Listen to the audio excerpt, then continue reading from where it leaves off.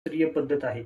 परंतु जर तुम्ही लबाडखोर, लाचखोर किंवा योग्य मार्गदर्शन न करणाऱ्या तज्ञाकडे जर गेलात, तर तो तुम्हाला वस्तू विक्री करून, विविध प्रकारचे प्रॉडक्ट विकून, विविध प्रकारच्या वस्तू, धातू, रत्न विकून तो त्याची पोळी भाजून घेईल व तुम्ही वास्तुशास्त्राच्या या प्रगत व विशाल अशा दृष्टिकोनापासून लांब राहाल.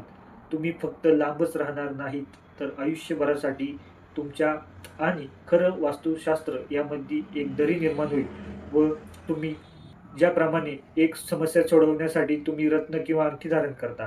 प्लासिबो इफेक्टमुळे तुम्हाला समस्येतून समाधान देखील मिळते. परंतु ज्यावेळेस समस्या मोठी-मोठी होत जाते, त्यावेळेस समाधान देखील तितकेच मोठे-मोठे होत जाते.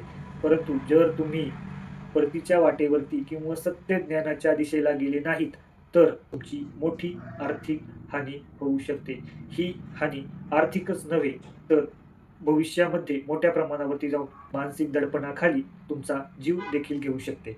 तरी योग्य व नैसर्गिकदृष्ट्या वास्तुशास्त्र फॉलो करा. जर हा व्हिडिओ तुम्हाला आवडला असेल, तर नक्कीच लाईक, शेअर आणि सबस्क्राईब करा व जर तुमचे काही प्रश्न असतील, तर प्रश्न विचारायला घाबरू नका. तुमचे प्रश्नच आहेत जे तुम्हाला या अज्ञानापासून मुक्त करतील. धन्यवाद.